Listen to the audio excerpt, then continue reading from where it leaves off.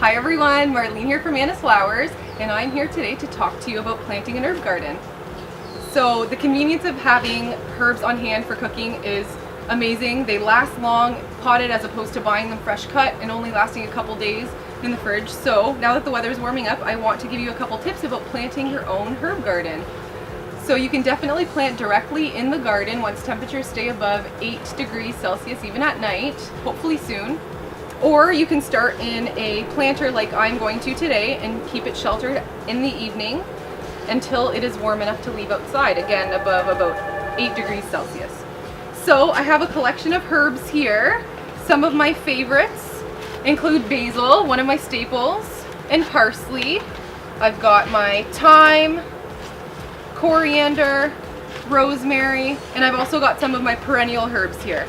Some oregano, lavender, which is nice for scent and for drying flowers. We've got sage, mint, and I've also got chives and bay. Now, of course, I don't want to crowd my herb planter, so I'm going to select my favorites to plant in here today. You can create multiple planters. What I'm starting with is a good all-purpose potting soil. So we want to make sure whatever planter you're using has a drainage hole and good drained soil.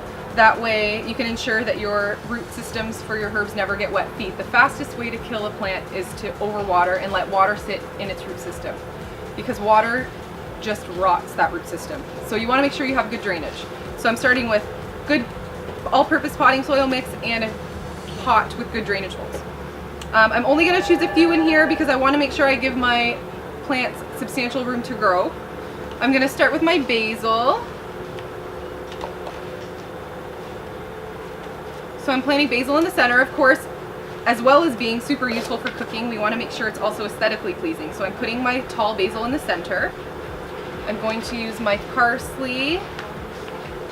And I want to leave about 2 to 3 inches in between each plant because I want to make sure that they all have adequate room to grow. I'm going to use my rosemary.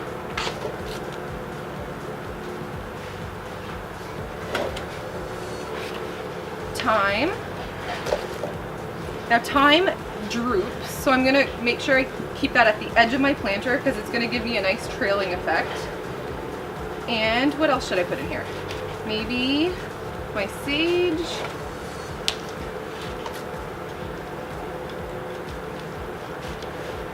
So a couple tips when choosing your herbs.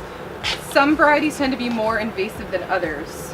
Oregano and mint especially are perennial, so they come back every year and they're super invasive. I don't want to put them in my herb planter because they will take over all my other herbs if I don't harvest fast enough. So if you are planting these, I recommend planting them in a separate pot.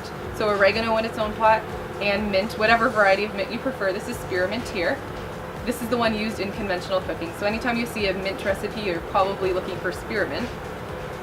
In separate pots and not in the ground. They spread like wildfire. So unless you want to be digging mint and oregano out of your garden forever, I recommend keeping it in a separate pot and either submerging that pot in the ground or just keeping it on your patio in a separate pot. Perfect. So I think my planter is done. You'll see about 3 to 4 inches in between each plant to give lots of room to grow. So with respect to growing, you want a sunny place outdoors. If it's indoors, you want to put it by a sunny window until it's warm enough to put it out, and then you want it in a place where it gets at least 6 hours or more of sun. With respect to fertilizing, if you over-fertilize, you really encourage the growth of the foliage, and it tends to be less flavorful. So I recommend only fertilizing monthly. So what I recommend is an organic fertilizer since you are eating your herbs. We have this great fish-based fish fertilizer from Manitoulin Island. So this is a liquid fertilizer that you would dilute in a gallon of water, and you can water with that. I highly recommend that. With respect to harvesting, the best time to harvest is going to be early in the morning before all of the essential oils have evaporated and just before your plants are about to wilt. So you want to keep them a little bit on the dry side because they're going to be most flavorful just before you water. So harvest early in the morning and before watering. On hot sunny days, if you do have a small planter, you are going to be watering daily, but like I said, hold off and get to the point where they're just about to wilt before you do water.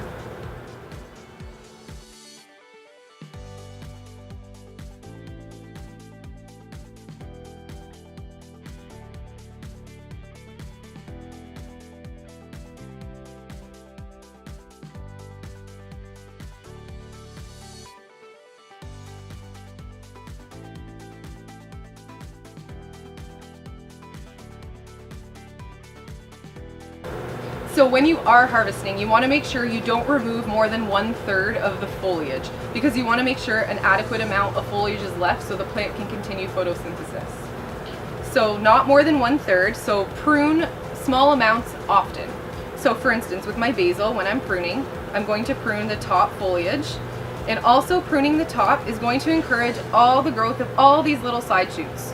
So instead of taking all the largest leaves off first, I'm going to take the top foliage off. So I can take those two off. You can see I've still left 2/3 of the plant.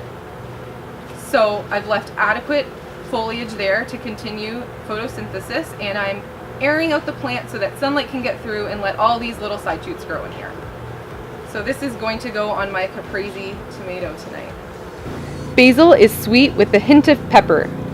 It pairs well with salads, particularly on the caprese salad, probably what it's most famous for, in sauces, sandwiches, in soups, and in pesto. It has strong antioxidant and anti-inflammatory properties, and it is thought to stimulate appetite and ease upset stomach.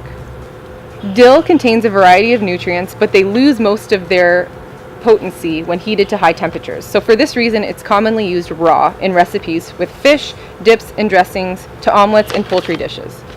It's traditionally used to treat upset stomach and GI disorders, which explains why pregnant women often crave pickles. Lavender is commonly used for its fragrance, but can also be used in tea. It's great for the treatment of loss of appetite, insomnia, and circulatory disorders. In folk medicine, it's often used to treat migraines, cramps, restlessness, and sleep issues. Oregano has a bold, deep, and strong flavor. It pairs well with lamb, salads, pizza, sauce, chicken, and soups. It's traditionally used to treat respiratory issues such as stuffy noses and coughs. It eases fever, congestion, body aches, and illness. Sage is a low-lying silvery bush with oblong, soft, and fuzzy leaves. It pairs great with veal, sausage, pork, turkey, and in stuffing. Rosemary is a pine-like shrub with long stems and short needle-like leaves. It has a pine-like scent with almost floral undertones. It pairs well with pizza, in tomato sauce, on pork, chicken, and lamb. It is traditionally used for digestive upset and to ease headaches and migraines. It's also thought to enhance brain power. Peppermint is a very aromatic and one of the most loved of the mint family. It pairs great with lamb, on peas and carrots, and in fruit and vegetable salads. It is also great in desserts such as mousse, ice cream, and in yogurt bowls, and of course is great in drinks such as teas and mojitos. It's mostly taken as a tea or in infusions, and is traditionally used to treat colic and digestive upset. It is also useful for the treatment of colds and flus, and as an essential oil, it can be applied to your temples to help with relief from headaches and migraines. Parsley offers a mild but very clean flavor. It's a staple that can be used in just about anything, from soups to pastas, salads, and on lamb, chicken, steak, fish, and vegetables. It's thought to offer therapeutic uses in the treatment of urinary tract infections. Thyme is great paired with pork, lamb, duck, or goose. It's traditionally used as a potent antioxidant. You can boil it in water and make your own home cleaner, or soak it in your bathtub for the treatment of wounds. So in addition to being super useful in a culinary sense, herbs also provide a beautiful planter for your patio. So there's great color and texture in here, not to mention the fragrance. I wish you could smell it. It smells beautiful. We would love to see what your herb planters look like. What do you like to plant on your patio? And how do you like to use your herbs, either culinary wise or medicinally? Please share with us. We'd love to hear what you have to say.